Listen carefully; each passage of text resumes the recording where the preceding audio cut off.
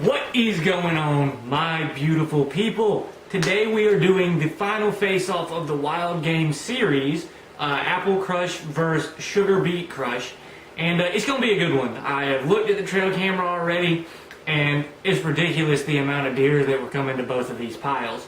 I was going back, it's been about a month since I put out this powder, and I was going back to look for that footage, and I just can't find the footage from where I put it out. But, I mean, you guys, you probably only care about the pictures anyhow, so I'm not going to try to redo it. The results are insane, and there's actually a pretty decent surprise towards the end of this video. But I wanted to give you an update of why we were starting off with just the trail camera pictures instead of actually going out and putting the powder out. When I get into showing you guys more of the pictures, I'll distinguish the two piles. Where I decided to put the powder out was out on the other side of the hill where I had my portable set up, but as you guys have seen, I've now moved the portable. I was actually doing that the same day, trying to get that moved over.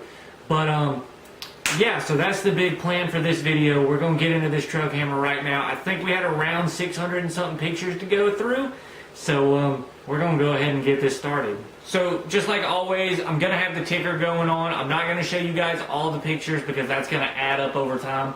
But this is going to be a clash of some titans. They both have won their individual battles, and now we're putting them head to head. So we're going to see what we got. So right off the bat, here's me putting them out. Alright, so in this, we're going to have Apple Crush versus the Sugar Beet Crush. The Sugar Beet is on the left, and the apple is on the right. So keep that in mind. The one that's slightly redder is the apple. And like I said, there's a picture of me right there, coming back from actually hunting. So right off the rip, we have some deer coming through, and it is going to the Sugar Beet. So right off the rip, we have a deer coming to the Sugar Beet, and it actually passes the Sugar Beet and goes to the apple. Uh-oh. So I'm not really sure what to do as far as that one, to give it to the apple or the Sugar Beet. Alright, we got a nice deer butt. There's one at the Sugar Beet. So we'll say it's 1-to-1 apple Sugar Beet. Alright, now they're both at the apple, so we'll go ahead and give that to the apple as 2. And they kind of hang out for a while, so we're going to scroll on past that. It's the same 2 does, so I'm not going to just keep counting them. Alright, here we go the next morning. We got a deer eating from the apple. Here we go, we have a great picture of 3 deer eating. These same does hang out for a little while, so I'm going to scroll on past these. Both of these attractants have drawn in 5 deer at one time. Like, that's ridiculous. At 11 o'clock, so in the middle of the day, we got 5 deer there. Like, that's just ridiculous. Both of these attractants work so well. And then we got 2 more at the apple. Here's one coming in, and she goes to the apple. I feel like I've said the apple a lot more than I have the Sugar Beet here. Oh, look at here who we got. Got to be undecided right there. Unicorn buck standing right between them. Look how long that one main beam is on that deer. That's ridiculous. We got another one back behind him at the Sugar Beet. It looks like Unicorn buck actually prefers the Sugar Beet. He's sitting there at the Sugar Beet. Uh-oh. Maybe old Sugar Beet's going to make a comeback here. Oh, there's Unicorn buck coming to the apple, though. He can't decide which one he likes best, but he went to Sugar Beet first, which I think says something. We got a doe at the apple. So I think, really, the apple's working a good bit better. We definitely have had more deer between the 2 of these than in the previous episodes, though. There's a bunch of deer that's been using this hill coming here. Most of them have been at nighttime. But that's it being said. We had another one come to the Sugar Beet. We got old Spike coming in. And he's going to the Sugar Beet. It's funny to me that the bucks, both bucks that we've seen so far, they went straight to the Sugar Beet first. Both of these attractants, really wild games.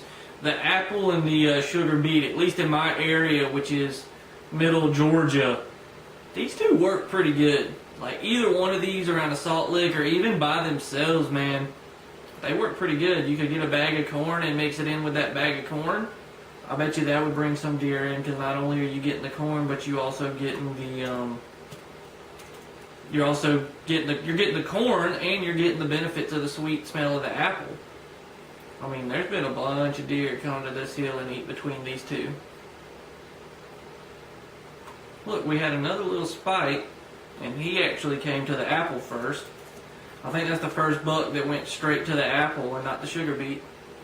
Well, maybe my old theory of the bucks like the sugar beet a little bit better is wrong. We got more does coming in, but I won't show you guys those. Let me know in the comments, guys, if there's anything you think I can do to make these videos better, or anything you want to see more of like these videos. I've done a couple of these, and you guys seem to really like them. But if there's any way that I could make these a little bit better, or do something to make these better, let me know. Leave a comment and, you know, tell me, hey, I'd like to see this, or hey, I'd like to see that out of these videos. Oh, here looks like a buck. Can't tell what it is, but it's eating the sugar beet. Old buck coming back to the sugar beet. So we've had 3 out of 4 bucks went straight to the sugar beet. Maybe that's something interesting, that bucks might like sugar beet just a little bit more. Yeah, I don't know what this is, like some sort of bug or something done flew in front of the camera. I love getting pictures like that, though, let you know other things are out there. Sometimes those will freak you out, but what is that? There's still a lot of deer that use this area. I might need to take my portable and set it back over there, but if you guys wait a week, or if you guys have seen those scrapes and wait for the next video that shows the pictures of the bucks that I've got off that scrape,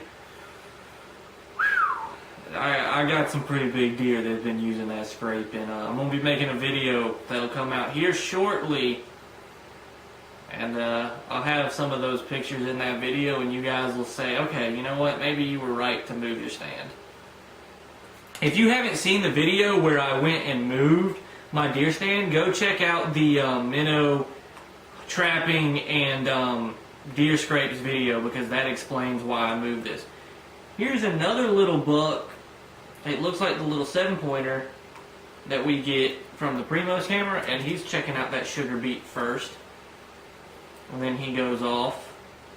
Uh-oh, wait a minute now. We got us an 8-point coming through. Oh, we only got 2 pictures. He didn't stop. Oh, man, wait a minute. There he is. Alright, alright, alright. You guys are like, damn it, show the picture already. So here's one of the pictures. And then there he is walking away. I think he might be the deer that made the horn tree. And then there's nothing. Then there's nothing, right? There's nothing. And then boom. I mean, that's a pretty good 8-pointer. I'm not gonna lie, I'd definitely probably shoot that deer, especially behind the house. He kind of looks young, maybe like a 2-3-year-old deer. He's not as big as some of the ones that I have on trail camera already, though. But he's a pretty good deer. I'd be happy to take that deer out. Here's some pictures of some does. And it looks like all my powder's gone. I think with that, that'll probably be the last of the powder. But, I mean, dang, guys. We got a lot of deer. So, yeah. So, that's about the end of the trail camera card.